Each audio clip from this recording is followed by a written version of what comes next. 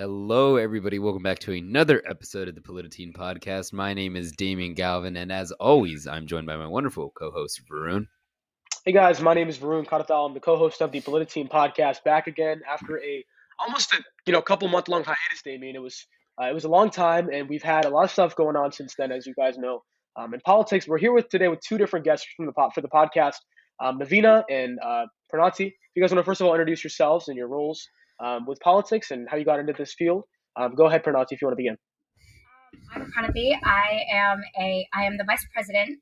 One of the vice presidents of the ACLU Student Union, and actually Navina got me into this because me and her we've been talking about politics for a while, and when she opened up the ACLU, she let me in, and that's how I got connected to all of this, and it's been smooth sailing ever since. Hi, I'm Navina Das. I'm the founder/president of ACLU Students, and I think I got into politics and actually started my organization after Black Lives Matter was a huge thing in last year in June. But ever since then, I've been really into politics and following controversies. Yeah, I think that a lot of people got into politics, honestly. That's when we started our podcast. We Right. actually just hit a year, it was like May 29th. Well, that was actually like June. No, it was the beginning of June. Yeah, it was the beginning of June, May 29th, when we But it was filmed like our right first after episode. George Floyd was Yeah. killed by the police. Yeah, And so our exactly. podcast began as a reaction to that, and we began with like no microphones, no cameras, just like us two on a phone filming the podcast. It began like that, and it became something really, really profound. After more things uncovered, more deaths happened. We were more aware of those things, and we just grew as a podcast instead. And now we're back almost a year or more than a year after our first podcast, and back again with two amazing guests. But go ahead, Damien.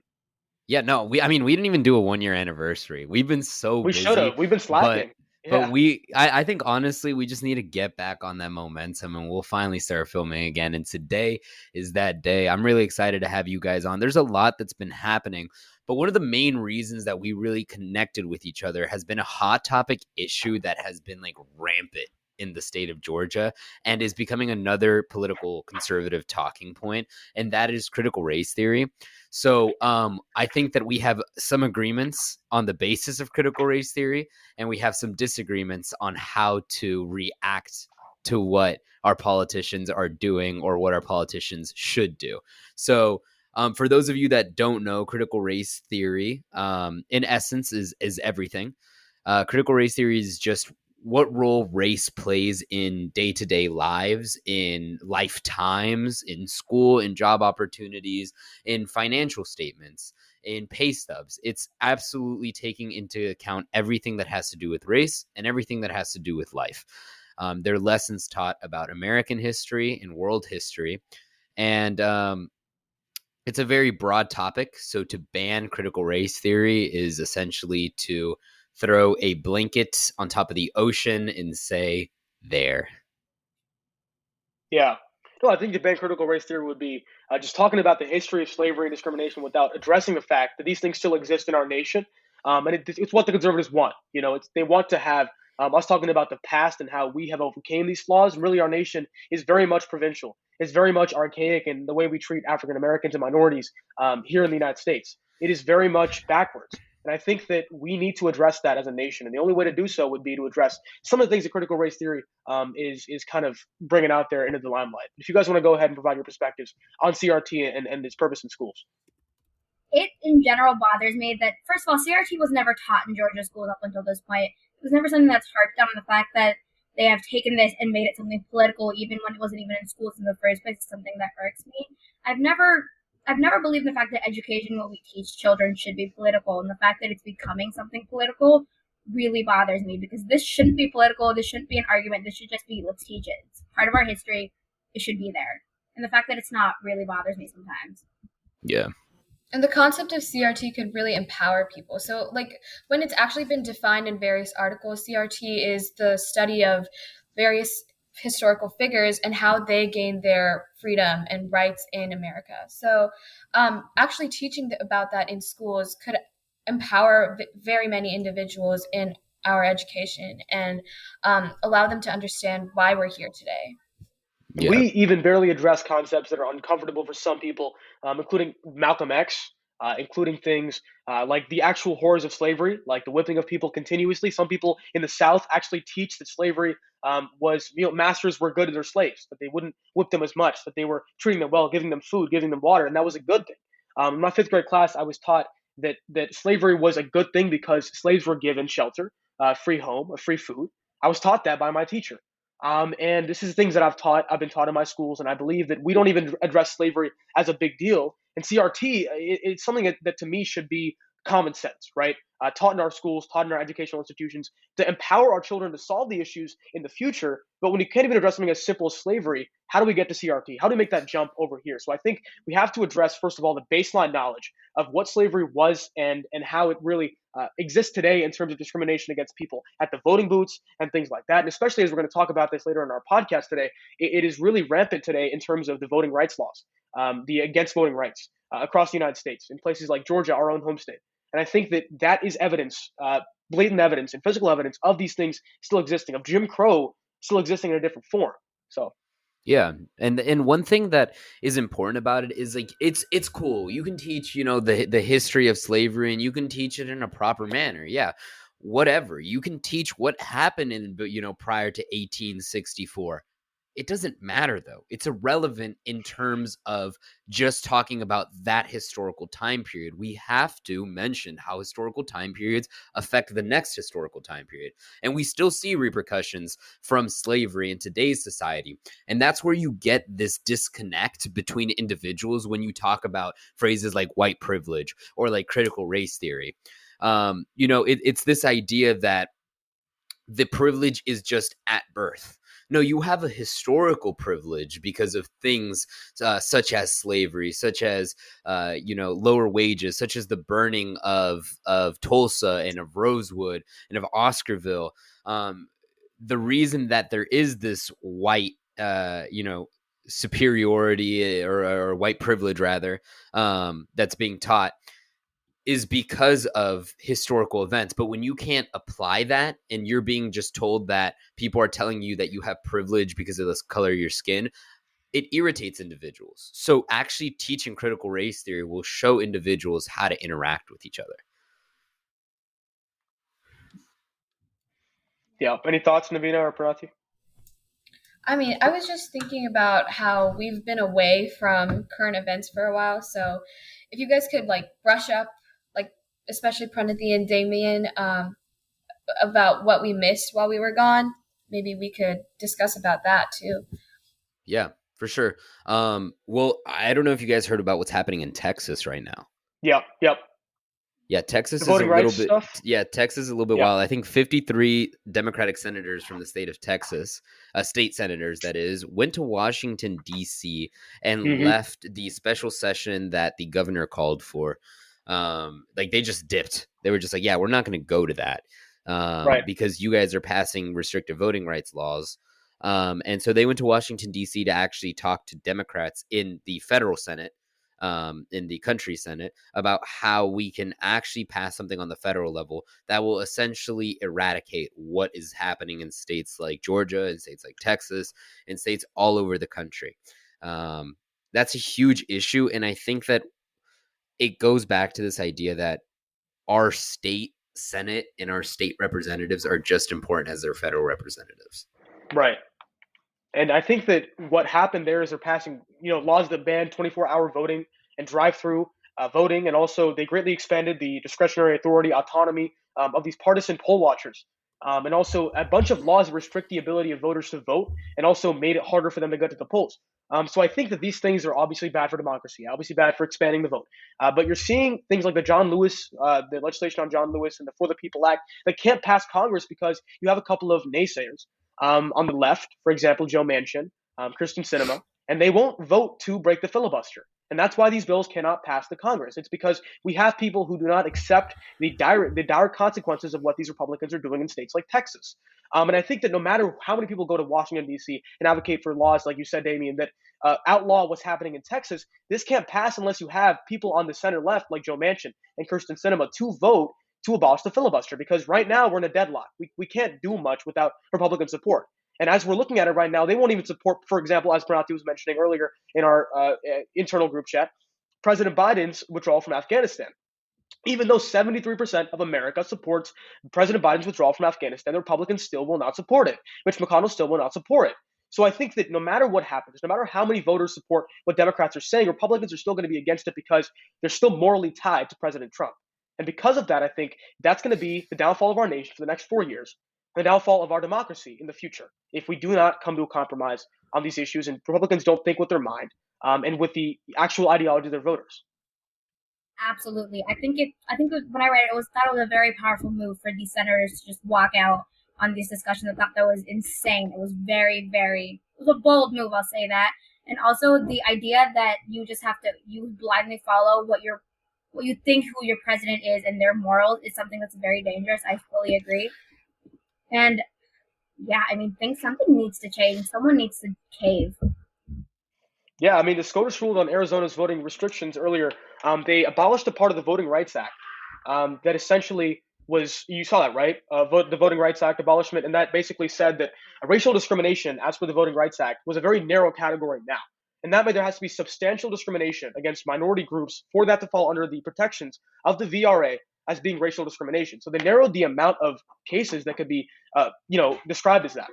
Okay, that's what happened. Yeah, and I disagree with both positions on this issue. I don't think that Republicans are at fault here. I think, with all due respect to every single politician, Democrats need to grow some fucking balls. And I say that because they claim that, we're the party of the people and whatnot. And, we love democracy and all this BS. But you finally have some Democrats that decide to walk out of the Senate, and we're going to cover it for a week, and then the bill's going to pass, and then we're done. I mean, it's the one time that I've ever seen Democrats take the high ground. Republicans take the moral high ground when they're in the valley. They'll be in a ravine, they'll be underground, and they will convince people that they're right. I've never seen Democrats do that. And I'm happy that finally some Democrats in one state decided to actually do something for once. Now, I want senators that were elected here in my state, in Georgia, to actually do something, because John Ossoff and Reverend Warnock are not doing anything.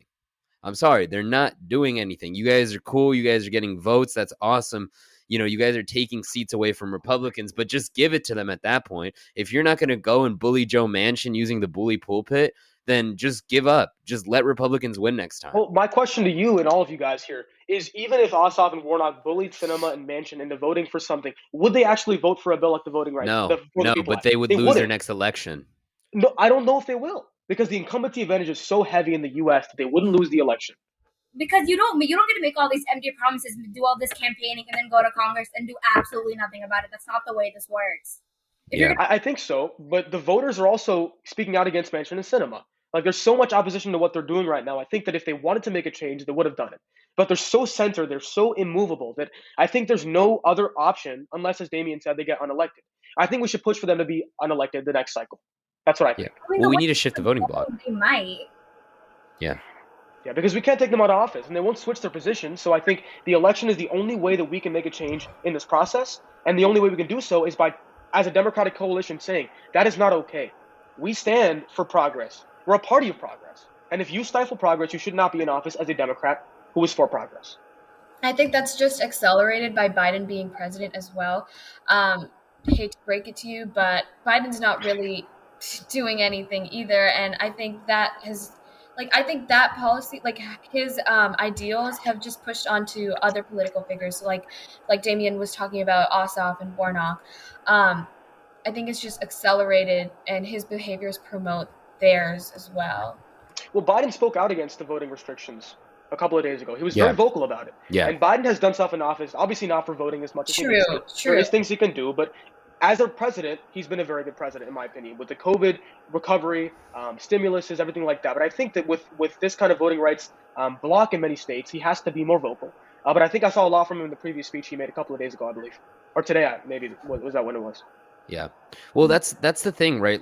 I don't like Joe Biden as a neoliberal political candidate in the platform that he ran on, but he has been the most progressive and leftist president that we've seen since FDR. But that's not saying a lot because who are you comparing him to? Henry Ford, Barack Obama, George Yeah. W. Yeah. Bush, Bush Yeah. Senior. Like it's not saying a lot that you're the most progressive president. But so reverting back to what we were saying about, bullying Manchin and stuff, it's not so much about the individual cinema or Manchin, it's more about the voting bloc. And the problem is that the Democratic Party lets voters kind of feel like there's actually some like logical argument that the Republicans are making. Oh, like we should listen to the other side's arguments.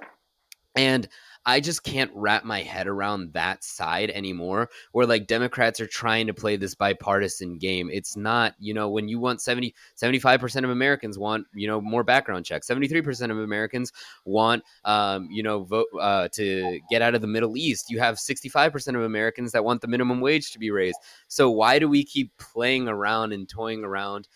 The Democratic Party is we in this sense, even though I don't directly affiliate with the Democratic Party, but we need to actually get the Democratic Party and their platform and go, hey, we're leftist. Like we're not centrist. We are on the left and we have a platform that believes in background checks. We have a platform that actually goes against what Republicans are saying. And we are going to pass voting rights bills. We are, in favor of minorities. Right now, the only reason that the Democratic Party is winning the minority vote is because it's either the guys that don't do anything against you, the Democratic Party, or the individuals that directly pass legislation that hurts you. So it's not that Democrats are doing anything for minorities. It's that Republicans are doing things against them. It's more of a let's Yeah. go for the person that isn't directly harming us more than Yeah. actually going to do something for me. Exactly. It's a pattern with the Democratic Party. It's where they'll say they'll do all these things and they'll get to office and they'll just be like, well, let's just hear them out. Or the Republicans are not hearing anybody else out. They're doing what they think they need to do. So why are you sitting here trying to moderate and why are you sitting here trying to hear people out? Right. Stand for your party, do what you said you were But here's the question I have. Should we adopt their approach if it's so backwards, if it's so one-sided? Should we adopt their approach? Is it good of us to adopt that approach? Yes, because that's my question. This ground thing isn't working. We got to try something different. Yeah. Right, but we're talking about how bad their approach is and how they don't listen to anybody else. Should we let them recover and reform themselves, or should we take the full blast? We're going to become them. The thing is, we've talked for so long just about how bad what they were doing was, and now we're saying if they're doing a show, but it's different. It's different. Bad is different when you're taking away women's reproductive rights and their autonomy from their body. Bad is different when you're not passing background checks that are causing students to die in schools. Bad is different when you're passing restrictive voting rights laws. So it's bad. What they're doing is bad because of what they're advocating for. They have amazing political strategists. They have some of the brightest minds in the political field. It's unfortunate that they're using it to kryptonite the American people. We need to adopt their political strategies and go, hey, we're going to raise the minimum wage because wage slavery is a real thing that is happening to individuals across America. Hey, we're going to raise the minimum wage and give free healthcare because free healthcare is something that, or healthcare in our system of healthcare is something that is of a third world country in supposedly the richest country of all like human history, right? So that's why it's bad. I get the point, but everything you're saying, we're saying. We're not saying any of that stuff. We're still saying it. We're still advocating for that. I've heard it multiple millions of times. But the problem is that they're not accepting. We have Manchin and Sinema. I don't think so. We're saying all of that. No, I don't think our main politicians are saying that. Would you think that Biden's saying that, Pranati, or free healthcare? I think he is. I've never heard Biden say that we should have free healthcare. I think what you're saying, wage slavery is what he's saying. The people are... Yeah, that's in its essence what he's saying. Not the exact words wage slavery, but he's describing the policy. That's what he's... I don't think so. I'm going to say one more thing. The only reason I think the Republicans are getting away with the way they're doing this is because the Democrats are not there stopping them. The only reason they're go this hard, go this heavy, and have these political strategies is because the Democrats are playing down. They're not being vocal about it. It's very... Yeah. I mean, the thing is, the Democrats, the slogans that we use, and I'm saying we as I'm a Democrat, obviously, but the slogans we use are extremely, extremely powerful in my belief. They may be controversial. We still say them. We say things like, ACAB. People think that means all cops are bad. That's a very powerful slogan. We got shat on for that very, very vehemently. And I think that we're saying a lot of things that we need to be saying. But the fact of the matter is, so many people are so provincial in their ideas. We have to reach out to some people in rural districts, give them more education that's liberal leaning, have the youth speak to more youth. That's the way we do this. We can't just do it. There's no one solution. We can't just speak about a couple of things and action will come like that. I don't think that's the case. I think we do it by having a slow grind towards motivating youth in areas where they can't really get support. Because I'm here at GHP, Governor's Honest Program, and I'm sure you've seen it, Navina. The majority of the camp is, liberal and progressive and democratic. But those who I've seen who are conservative are from these areas that are not well educated, are from rural areas, and their families are, for generations, have been conservative. So I think that the way to reach these people is to reach them where they're at right now, because no matter what you say, no matter how vocal you are, their ears are deaf to what you're saying. That's what I believe in very strongly. I fully agree with you, but what's the point of having all these powerful slogans if when these people get to office, they're not doing anything to actually make these powerful slogans a reality? I understand having powerful slogans is a very important thing, but when you're not doing anything when you're not doing your full extent, what you're able to do to get these slogans to actually mean something, what's the point of having them? You're not going to do anything to make them a reality. Well, then I ask about the For the People Act. That's a very broad legislation. It's something that's very controversial. That's not something Republicans are going to accept. We knew that on day one, but we're still working to pass that act. But the thing is, we're working to pass it in the Senate. Screw the Senate. You're never going to convince Joe Manchin, right? You're never going to convince Joe Manchin to pass the filibuster. What you need to do is convince his voters that they want the filibuster passed. You see, and then again, talking about the slogans and whatnot, the problem is that a politician will come out and say ACAB, all cops are bastards, and then a Republican will go, he hates the police, and then this Democrat just falls flat on his ass, and he's like, oh no, I don't hate the police, and blah blah blah. No. The problem is Democrats don't say it with their chest, and Republicans keep throwing and throwing and throwing and throwing and throwing and throwing and throwing, and Democrats just take the punches all the time. And there's never any counter. There's never any. You know what? Yeah, our police system is messed up. Our voting system is messed up. I do mean ACAB. I do mean defund the police. I do mean free healthcare for all. I mean it. Yeah, we actually. Sorry, I just wanted to talk about that. We've all fallen into this middle ground. And I think I've specifically seen that in our parents' generation. Most of our parents are moderates, and they've fallen into this idea that having the idea that all cops are bad and free healthcare is just like some idealized society, that we're never going to be able to attain it. And that's something that we could educate our generation about, but if we just keep being moderate and if we just let the Democratic Party take the punches, like Damien said, nothing's ever going to get done. And it's something that we could enforce if we actually tried, but the more people that we see right now are just following into this moderate category and they're not doing anything about it. Yeah. Well, you mentioned us enforcing the idea of all cops are bad. You meant all cops are part of a brutalized system, correct? Not all cops are bad. They're bastards, dog. We don't believe that. We don't believe they're bad. We believe they're part of a bastardized system. I think I do agree with the fact that they're part of the system that is bad. Right. They're not inherently bad. Yeah. I'm not just individuals. You said all cops are bad. So no. I'm just saying, I was going off of the slogan that, ACAB, yeah. This is purely my opinion, so I might be wrong, but I feel like with a lot of these Democrats, these slogans start as this big headline. It's this is what I believe in. And the farther they get into Congress, it starts becoming almost like a subtitle or even fine print for some of these people. They use it as a way to get into office, and as soon as they get into office, it immediately goes a step down until they don't even talk about it anymore. Well, to be fair, Ossoff and Warnock were running as moderates. They weren't running as these far leftists because their state itself is a moderate state. So you can't expect Ossoff and Warnock to become these radical leftists as, what's her name? That robo woman. Kelly Loeffler. She called him a radical leftist. Warnock, something. Right? He was the most moderate person on the field. So I don't know why we're expecting Warnock and Ossoff to be progressives. I don't expect them to be progressives, but I expect them to actually do something.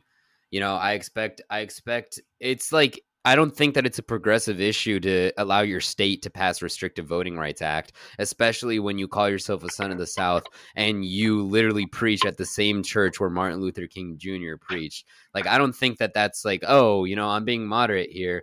I don't think that it's a campaign promise. I think that it should be a moral promise.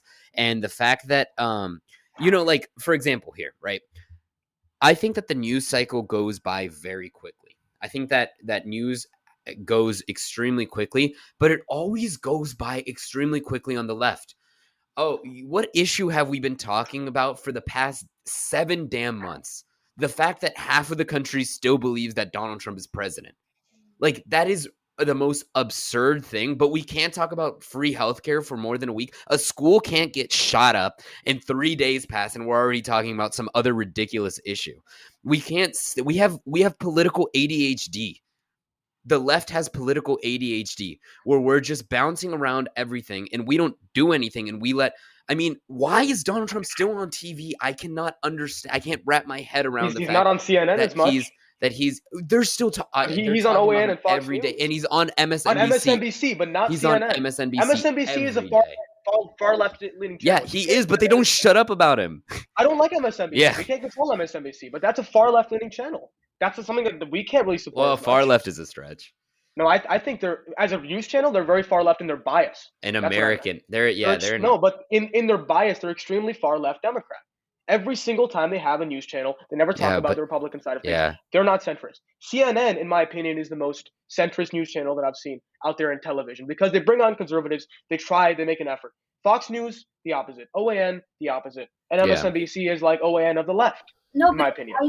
I don't think Trump. I don't know why Trump has a political platform at all anymore after everything that happened with the Capitol. Because last I heard, Trump was planning on running for senator. So clearly, he still has a political platform. You heard? Really? Wow. Yeah, I also heard Trump was trying to run for senator. I don't know if it's true, but I remember reading about it multiple times. I read about Ivanka Trump going for senator against Marco Rubio in Florida, but I did not hear about Trump. I don't know if he would take a down step from president. I don't think so. He doesn't. His what's it called? God ego complex is too massive for him to go from president. He should be back running for office in 2024. In 2024, that's president. Yeah, he'll run for office. He'll run for office. But that's the thing, right? Like, how do you have this deadbeat running for office and still obtaining the support on like ridiculous?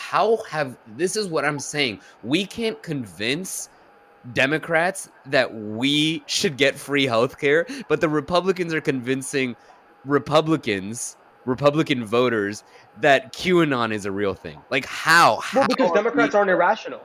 They're not irrational. No, we are irrational because we don't. We're irrational. We're ridiculous. We're idiots because instead of being rational, we don't do anything. We haven't tried to convince. We haven't tried to educate. And I think to make up for the fact that we've gone so far right, we need a wake-up call from that. So I think we need like a really left person to get into office as well. Because right now, America's just disillusioned by Trump. And that's why there's so many people that believe in Trump's policies and believe that he can run for office again and be the greatest president ever. So that's why we need more left and progressive people to make sure that like education is being spread about what democracy actually is and how to actually enact on that. I like the ideas being presented, but I think that we're thinking of it in very short increments of time. I think to make a full political transformation, it has to happen in decades of time, not just 4 years, not just 8 years, not just 2 years. When we talk about socialism becoming an idea, that will take centuries to become a construct in America. It will take centuries, beyond our lifetimes, beyond our kids' lifetimes. I believe that strongly. And I think that for us to speed roll the process, have a far left person in office, it's way too early. I think we have to inch towards it because if we disillusion a lot of people with what we're saying, we'd lose all of our support. I believe. Yeah, and I think that we have to. I understand what you're saying, like it has to happen over generations, but I just don't understand how we went from Obama to Trump and the entirety of America just went. Well, Trump wasn't far right. Trump was not far right. Oh, pause. Obama's far right, dog. Yeah, no, what I'm saying is Trump was not far right on like what we had from previous generations. His policies were not far right compared to George W. Bush. Wait, hold on. Do you remember his first 100 days? Yeah, no way. What I mean is George W. Bush had the same exact policies. He was xenophobic. He was racist. No. But the difference is the bullhorn. Yeah, that's the difference. The difference is that it's a bullhorn and not a dog whistle. I'm saying politically, Trump was not more far right than Bush or anybody else. He was just more outspoken about his racism. Yes. That's the Yeah. point. So I don't know if we elected somebody who was. But the problem. And if you consider it as a political compass, Joe Biden is almost as right economically as Donald Trump. Yeah. No, Almost he as right is. economically. Yeah. So why are we calling Trump far right? And I think that Trump Because is just Joe a status quo Biden's for far Republicans. right too. No, what I'm saying is he's a status quo for Republicans. No. He's a status quo. I don't Trump think he's at this point. At this point, he is. Even when Bush was president, not in his speaking, but in his policies, he was a status quo. Because what in his policies did he say that was Well, the thing is, against Republicans Bush don't do and Reagan? any. The Republicans don't do anything in their policies. I mean, if we talk about Yeah. Reagan historically, Reagan was Trump. So why are we Yeah. calling Trump any different than previous history? Because- president. Yeah, because Trump actually enacted on his policies. He made people afraid of him, and Yeah. that's what I don't understand. Did Reagan not? No. Did Reagan not make people afraid of him? No. No. People like was Reagan. respected political figure. Yeah. But I think people respect Trump too. It's not a fear that guides them towards Trump. No, I think it's a fear. I People that respect Trump are Trump supporters that are hardcore Trump supporters that would ride it. Right, we fear Trump, but Trump supporters respect him. No, they believe he's an I idol. think I believe that Trump supporters are afraid of Trump as well, and I mean senators. I think that senators support him and won't shift away from him because they're afraid that once they're not afraid of Trump, they're afraid of his supporters. They're afraid of his supporters. Trump is what he is because of his supporters. So yeah. If Trump dies right now, Trumpism will remain. That's what I'm mentioning. It's the idea behind Trump that's going to guide supporters, against politicians who go against his ideas. Even if he dies right now, you'll still have that kind of a base. It's going to exist for generations. True. So I think the only way we can do this. No, Go I ahead. feel like I think I understand what you're saying as well. So maybe you're saying like that was always in people. So when Trump came along, he just Yes. sparked it. Yes, that's the idea. He put fertilizer on a seed that was already planted. I agree with that. Yeah. But the issue is that there's an equal platform, if not a more thirsty platform of the American people that want further left ideas. It happens in our youth, particularly. You talk about, socialism taking centuries to form. I think it's going to take decades. I think for the entire world. For the entire world, socialism as an economic policy. Okay, but let's talk about the United States specifically. Right now, we're living in the United States. The United States has almost a domino effect on the rest of the world. Am I right? No. I don't believe so. No, I disagree. I don't believe so. Because if we became socialists, we would lose our position everywhere. We're so far right. The United States is so far right. We're so far right. If we became socialist, the world would not become socialist. Yeah, I think it would because we're really far behind. No, I don't think if we made one decision, the whole world are already socialist, so we would just be catching up at this point. I think a lot of countries are more leftist. They're not socialist. They're more left. They're more left. They're more left. Yes, I agree. But when you say the word socialist, I assume like as in like no money and equal distribution of everything. That's what I assume. If what you guys mean is democratic socialism, then that's what I'm. That's not what I'm thinking. That still is socialism. Democratic socialism. Demsocks are still socialist. No, socialism as an idea is different than democratic socialism. No, democratic socialists are still. They fall on the socialist side because they're anti-capitalists. Demsocks are anti-capitalists. Coming from sincerely yours, a Demsock.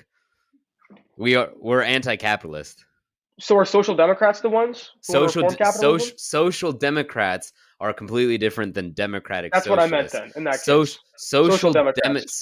Democrats are like, I don't even know how to explain it. That's what's in Switzerland in the European states. It's not No. They're liberals. Social democracy, it's like, I don't even know how to explain it. I think of it as reform capitalism. You want to control capitalism to make it what its full potential is. Okay, that's what I've heard from my peers who are social if you're talking about democratic socialism, like, who do you think would be like a good pioneer of that, or like AOC? Bernie? AOC. No, he's gonna die.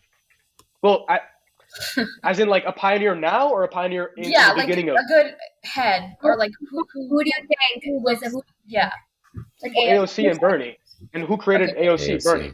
So then when you think of actual socialism, who do you think is like the face of that?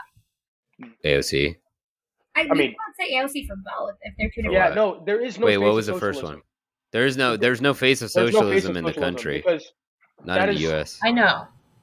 Yeah, not in the So U.S. Bernie would be on the political right in like most European countries. No, he would. No, I Yes. don't believe that. Yeah, he would definitely I be on the do not political believe right or that. a moderate. In the The UK, political right. yeah. In the I UK, do not believe that. In the UK, yeah. He would be on the right. Because what does he advocate for? He advocates for a higher minimum wage. The UK already has that. He advocates for free healthcare. The UK already has that. He advocates for gun restrictions. The UK has no guns. He's not. He'd be on the right. I know, dog. We're far behind. We're closer to fascism than we are to socialism. We're really far behind. scarily behind.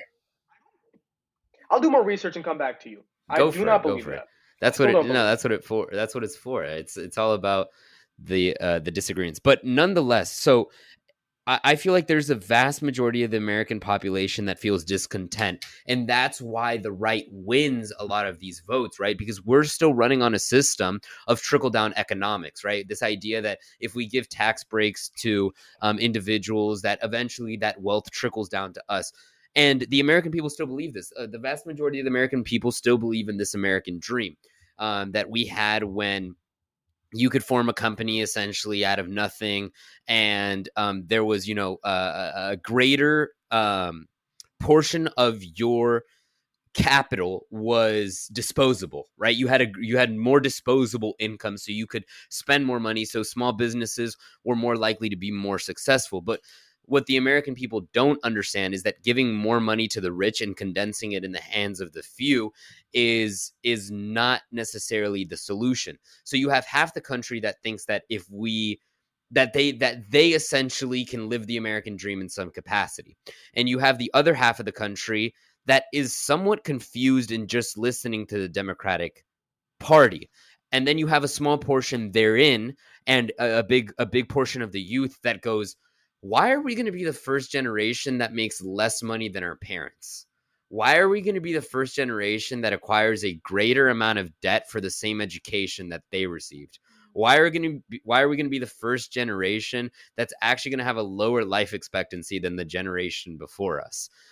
We acknowledge these problems and realize that we are on the right. So there is a big portion of the population that is prime, as ironically as Marx would put it, that is prime for revolution, right? Obviously not a violent revolution, but there is a big portion of the population that is discontent with their current socio economic organization. But that population is being continuously manipulated by figures on the right to believe that their system of organization of the economy, more free market, is going to lead to greater success, economic success on the individual level for all Americans. Whereas the Democratic Party, and the problem with being liberal, is we believe that too. Democrats believe that the organization of the economy should be free market and should be in essence privatized, and we support individuals like Jeff Bezos and billionaires going to space when some people can't even afford to get cancer because it costs $400,000 a year in this country. The Democrats don't particularly care for that issue. So you have a kind of lost base and then a confused base.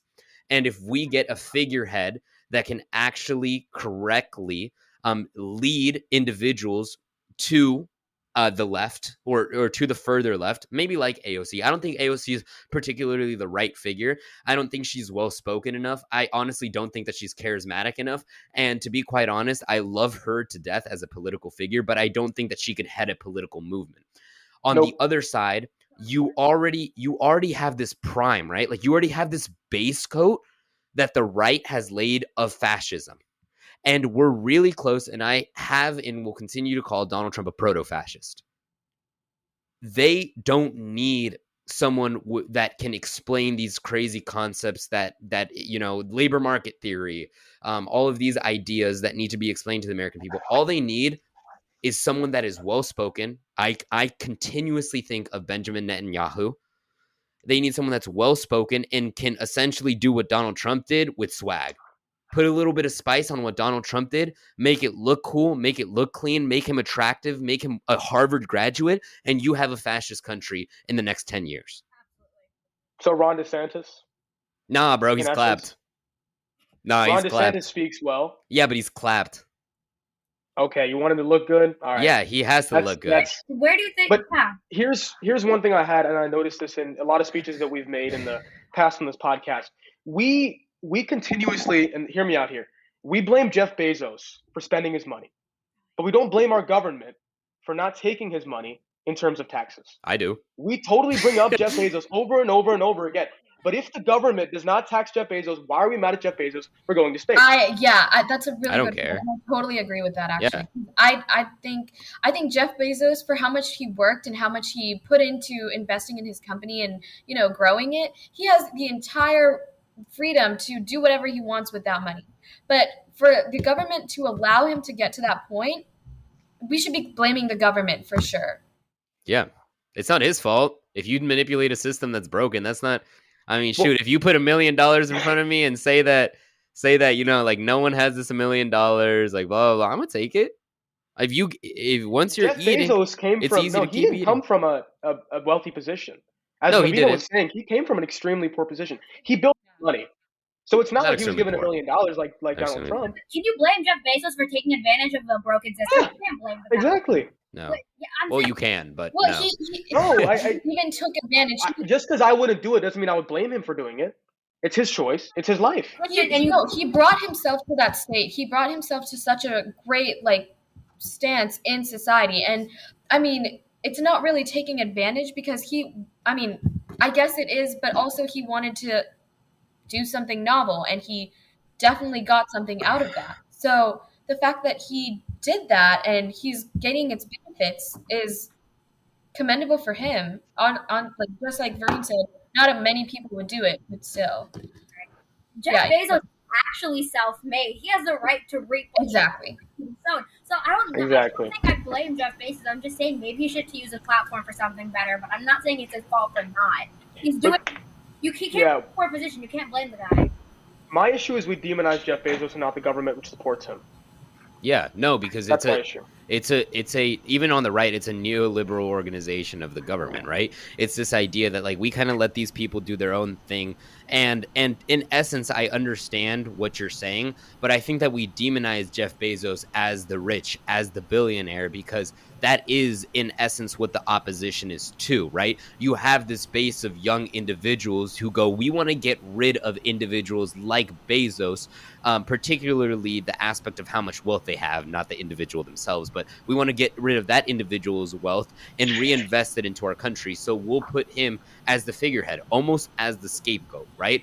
Almost as this icon of what we don't want. Because I think that it is absurd that you have individuals that are going to space when mothers can't afford food for their children, right?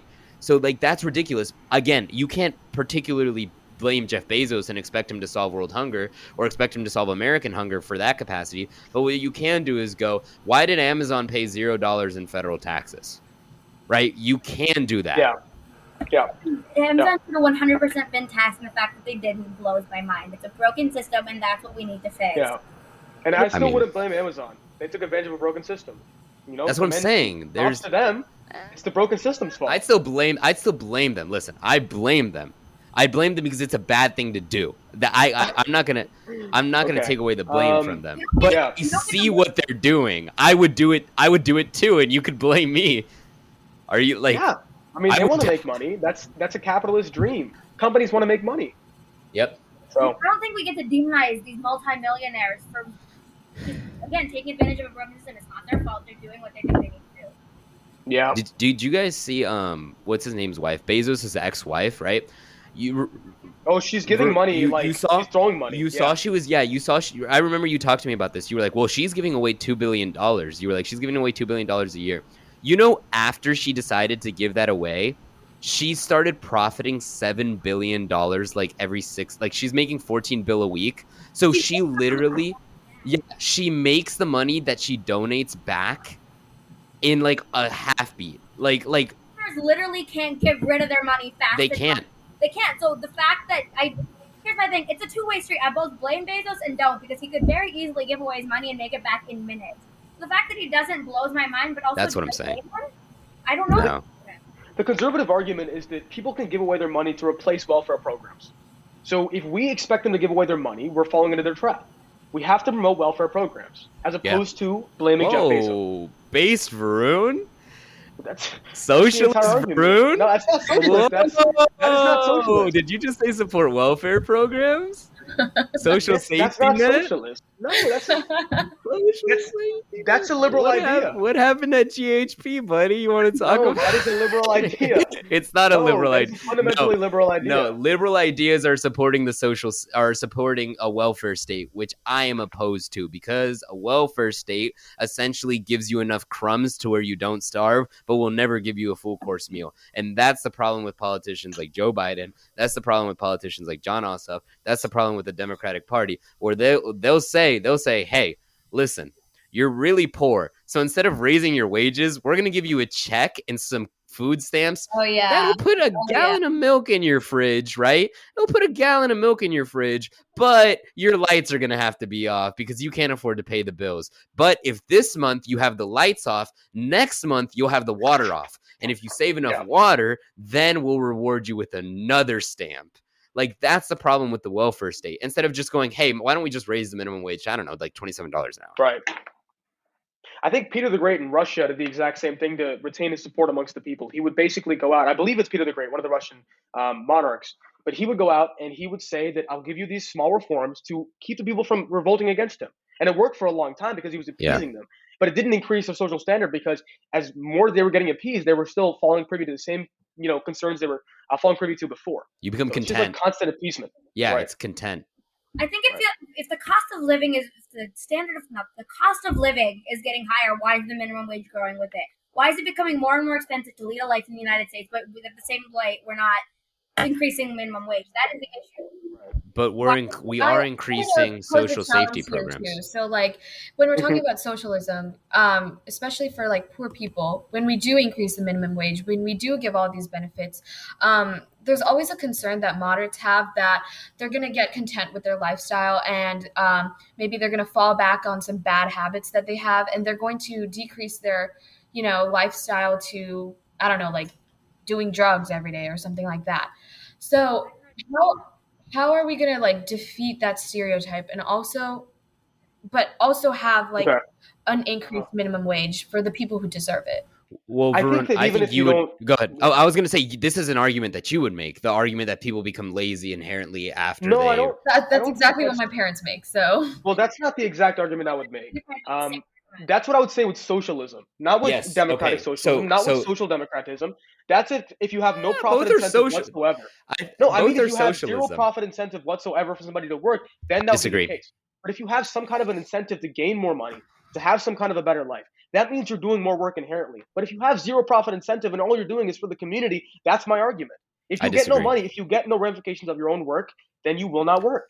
I disagree. You will be content with who you are. But in social democracy, go ahead. No, I'm saying I don't know where I stand on this because I do see both points of view. I do see saying how if everyone gets the same amount of money, why would anybody do more than the bare minimum? I see that, but I also see how maybe raising the minimum wage and helping people get back on their feet will also do good. It's a fork in the road, and I see both points of view. I don't know what there isn't a fork. It's a mirror in the road. I want to challenge this concern because, Damien, you'll challenge this example. For example, think about if you go to school and you have no grades whatsoever. Would you do work or would you stay content with your work? And he's going to contest this idea, but is that... Honestly, if you were asking me, and if we actually promoted education more over like grade standpoint or over like standardized tests, people would go to school to learn. That's what... Do you think that your friends would do it? Would all your friends do it? I know 70% of the classes that I'm in with really good people, and they go to school to learn. The majority of students at my school still don't learn for the purpose of learning. They learn not even for a grade point average. They're still bad students. And if you take away that profit incentive, that kind of incentive there it is. There it is. No, listen, going to try. No, there is the incentive. Hold on. I will respond to all of this incrementally at one segment at a time. I think it's a little bit ignorant to think that. Let's talk about the drug use, right? Let's talk about the fact that individuals will become lazy. Well, actually, significant studies have shown that when there's a lower standard of living and a higher cost of living, drug use goes up. First of all, there is no problem, I believe, with drug use if you're talking about marijuana and whatnot. But people actually get lazier. people get more obese, they suffer more health consequences when they're actually making less money and have access to less social safety nets. Now, let's talk about the profit incentive and the myth behind the profit incentive, right? So, first of all, the profit incentive is absolutely bogus. And I'll tell you why the profit incentive is absolutely bogus. It's not a profit incentive, it's a life incentive. If you want to live, you have to work 2 jobs. If you want to be able to put food on your table, you have to work 2 jobs. That's what the United States has come to, right? So instead of saying that you're going to go to work in order to have this profit incentive, that is slavery.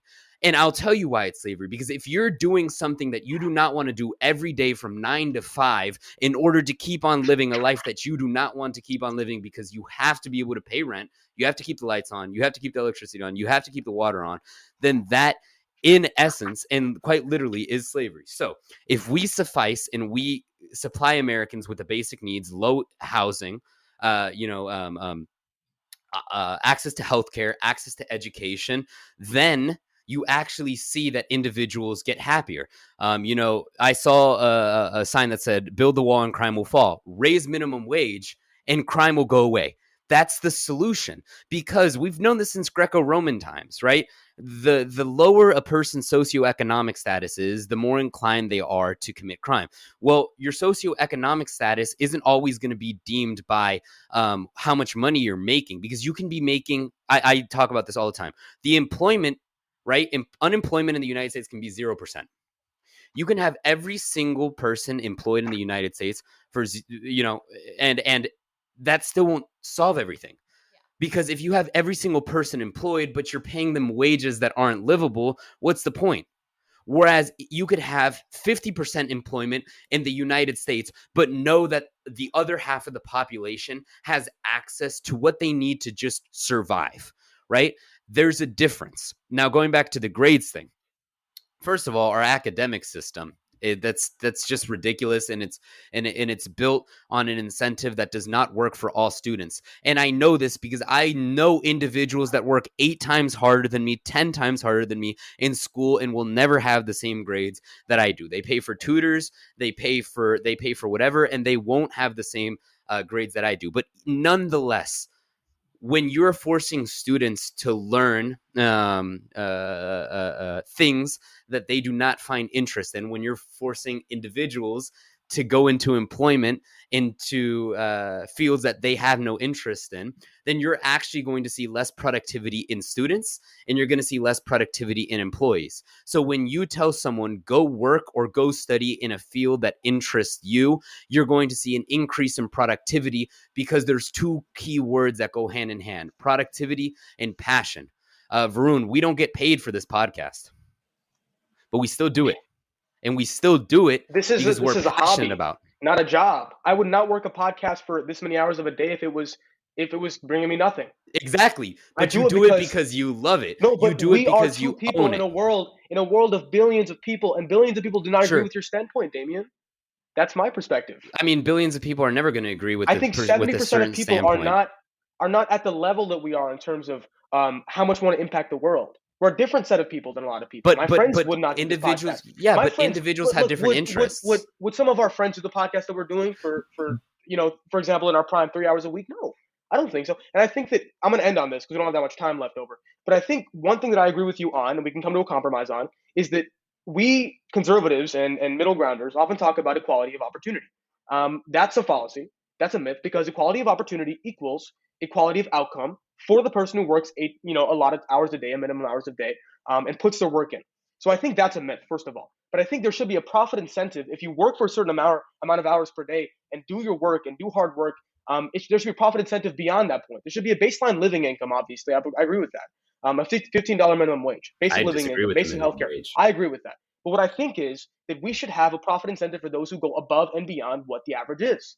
That shouldn't be a thing that's not allowed for us, because we should reward those who are doing more than the average. Cool. I agree with that. That's all I'm advocating for. Yeah, that's fine. The profit incentive is good, but I think there should be no people who are homeless.